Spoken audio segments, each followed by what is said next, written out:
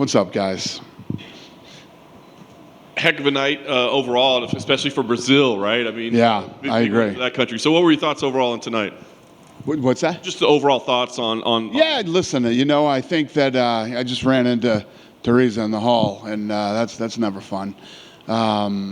She's very upset, and she's 20 years old. She's got plenty of time. She won tonight. It's not like she lost. She won. Her stock goes up. She's a young kid. She's got nothing but time. I mean, I was telling you the guys the other day, talking about signing 23 and 24-year-old. She's 20. But, yeah, it was a good night for Brazil. I agree. I'm excited to see what these two do.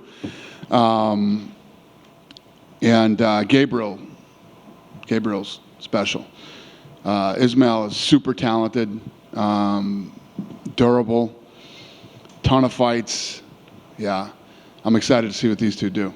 I was going to ask you if any of the three, because honestly, all three of the Brazilians looked like they could be contenders in their division. So did I agree. Impress you the most? Yeah, I think that obviously Vitor, with the amount of muscle that he has, he's going to have conditioning problems. It's going to be interesting to see him get. But the same note too.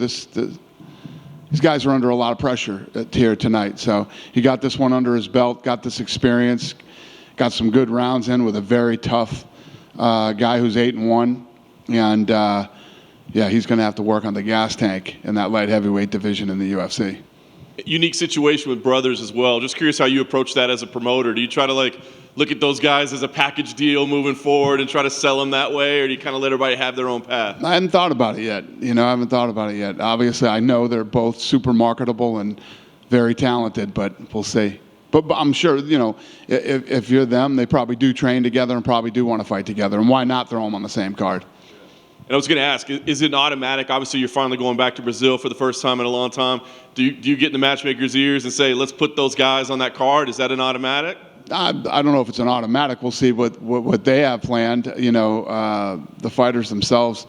But yeah, I'm sure Sean and Mick would love to throw those two on the card in Brazil if they're ready. Did want to ask you about the Carl Williams decision. Is that just you getting soft in your old age? Yeah, probably. But what else could the kid do? What else could he do tonight? He out-wrestled an All-American wrestler. He moved up a weight class. He dominated. He took the fight on short notice, and he was a 2-1 underdog. How do you say no to that guy? How do you not give that guy an opportunity to fight? Was it a tough call? Because we were kind of chatting back here. We thought, I wonder if they'll try to find him a spot on a contender series card, but there's only 3 left and they're full, right? So if you'd have had more cards, do you think you would have brought him back for the contender series? No, I wouldn't have. The kid's 7-1. He's 32 years old. What's fair is let him heal up, give him a full camp, and give him a shot. Who knows? Maybe he wins in the UFC, maybe he doesn't, but it's hard to deny that he earned the shot tonight. Did want to ask you, obviously, a big pay-per-view coming up this week. Wanted to get your excitement level on Nate Diaz, Khamzat Chimaev, the two gangsters going at it. What's your feel on that fight? Yeah, no, I'm excited for it. If I'm sure you guys feel it like I feel it. If you on social media or on the, this stuff's cracking. They're pulling big numbers right now, so I'm expecting good things this weekend. We've seen footage of Khamzat at the PI, kind of stirring things up with Paulo Costa. Have you had any? We like that fire in him, right? But have you had any conversations with him? Maybe settle down at the PI? No, guys, I don't do this. We're in the fight business. This stuff happens, and it's up to us to make sure that they don't fight at the PI. That's our job. So, fighters will be fighters, and those things are going to happen, and we'll deal with it. Last thing for me, a lot of people are saying this is Nate Diaz's last fight in the UFC. Are you coming into this week feeling that's a certainty that this is the last time he'll compete for the UFC? I don't know. I mean, Nate and I talked, and I said, listen, this kid came in on The Ultimate Fighter. He's fought in incredible wars for us, and, he's been a big part of this company for a very long time. And what more could I ask of Nate Diaz? If Nate's ready to make this his last fight, I wish him all the best in the world. And it's been fun. It's really been fun dealing with those two. At the times, at certain times, it was whatever. But looking back, the Diaz brothers have been an absolute blast. They're legends in this sport. they're legends in this company, and these days come with all the guys, and if that's what Nate wants, then we wish him the best. Dana, going off the back of that, Nate did an interview with ESPN earlier today, and he said that you guys have always got along, and there is some love for the UFC and for you. But he did say some years ago in a nightclub, you and him got into an argument, and it nearly got physical. Do you remember that? Allegedly. Allegedly. We were drinking. Was it that close or no? Does anybody else have any other questions? Going back to the PI with Khamzat and Paulo, I know you said, look, fighters are fighters, right? But have you guys ever had an incident there that's really come close to people throwing punches, or have you actually kind of got away with it? With fighters? Yeah. Yeah. I'm sure we have, but, guys cross each other's paths, and these things happen sometimes. That's the business that we're in. And I know that at the PI, they're super sensitive to who's training where and who's doing what. But when you have a gym full of fighters that aren't from necessarily the same, I'm sure they even have that problem in the same camps, But it happens. That's the business that we're in. This is a big event on Saturday. I'm curious from a business perspective, at what point during the week do you start getting numbers where you realize, okay, we're trending in this direction? When do you start to feel how big this event really is? Yeah, no, we feel it now. We've been talking about it since, the minute we started posting on Monday, it was a big event. The sellout streak will continue.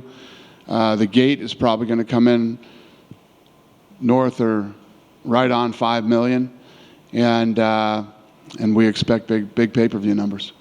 Last thing from me, there was footage of Mark Zuckerberg training mixed martial arts recently. I know you were meant to have a meeting with him. Is he getting in the octagon? Can we see him on Contender? I don't think that's going to happen, but yeah, we met and we talked, and he loves the sport. He's very knowledgeable about the sport, and yeah.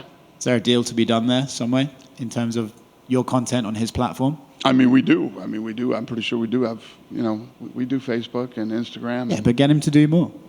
Who knows? The rights are coming up. We'll see what happens. Hey, Dana. Yep. I just have a quick question. Nate announced that he was going to be starting his own promotion. I'm just curious what you thought of that. Nate did? Mm-hmm. Oh, that's awesome, yeah. What kind of promoter do you think he'll be? Listen, this isn't as easy as it looks.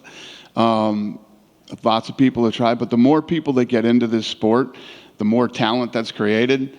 And hopefully I can just go every Tuesday, 52 weeks a year and do the Contender Series. So, like I said, I like Nate Diaz a lot. I obviously haven't seen his ESPN interview yet, but yeah, I wish him nothing but the best in whatever he does. If he goes and fights at another promotion, or if he starts another promotion, or whatever it is, I wish him the best. Thank you. Yeah. Hey, Dana.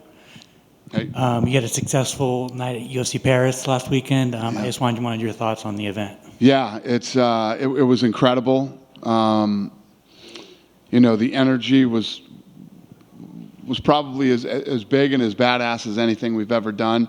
There was a lot of pent-up demand and frustration, in France, and you felt it on Saturday night. So they came out, and the one great thing the thing that I'm always proud of is when we go into a market like France and you see how educated the fans are. All these little, moves that happen on the ground and people are reacting to it.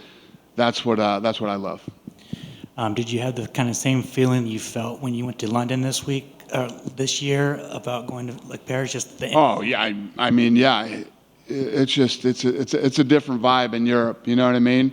You guys know how good it is here, and then when you go to Europe, the fans are different than they are here. They sing, they chant. There's just a different type of buzz and energy. It's fun, and I tell people all the time, if you've never been to a fight in Europe, you got to go. Is France going to be a yearly trip, or is that going to be kind of like maybe every 2 years? Yeah, we got to figure out what's next, but you know how we like to do it. We like to move it around, so we'll probably do a different city, maybe a fight night or something in a different city, and then head out there with a big pay-per-view in Paris again.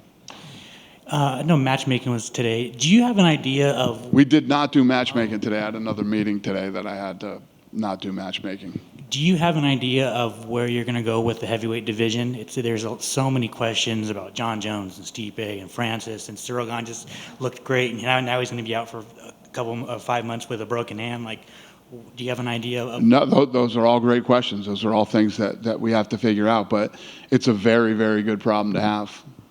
Thank you. Thank you. Dana, going back to Carl Williams, he was 30 pounds less than his heavyweight competitor tonight. When you guys bring him out, is that going to be at light heavyweight, or would you guys be willing to give him another heavyweight shot? Yeah, no, he should fight at light heavyweight.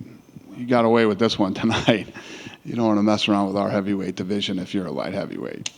And then when they were talking about Paris, one of the other guys, Vittori, and there, a lot of people were talking about Italy. Is Italy something that's on the radar for next year or sometime soon? No, but I would love to do a fight in Italy. And I know, the Fertittas always wanted to do a fight in Italy when they were here. So, but yeah, Italy would be great. And when you talk about Italy, is that like a Rome or nowhere else? I mean, what? I don't know. Capri, if I get to choose. And then last one, Dustin Poirier's been tweeting a lot about MSG. Is that fight, and it's been sort of one of the rumors, Dustin and Chandler for MSG on that Adesanya Poirier. Is there a holdup on that, or is that going to happen for sure? Yeah, I mean, if we get it done, we'll announce it. We don't have it done yet. Gotcha. Thanks, Dana. Thanks.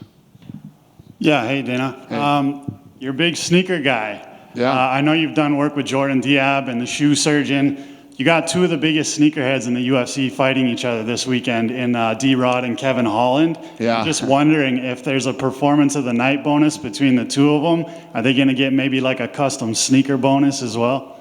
Me and Kevin Holland are weird. We buy shoes for each other. So, yeah, he was with me when I went to the surgeon. So,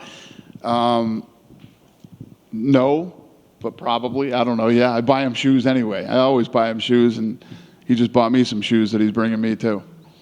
And then Tony Ferguson, he's been doing a lot of work with King Callum Walsh. I know Callum Walsh is in town with his camp this weekend. Right. I just wanted to get your thoughts on them working together, and then Callum Walsh's upcoming fight in, I think, November. Yeah, those guys are friends, and they get together and train.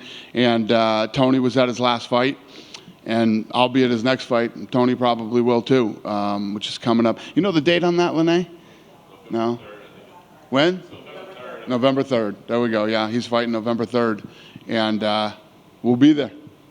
Yeah, thanks. Good? Thank you, guys.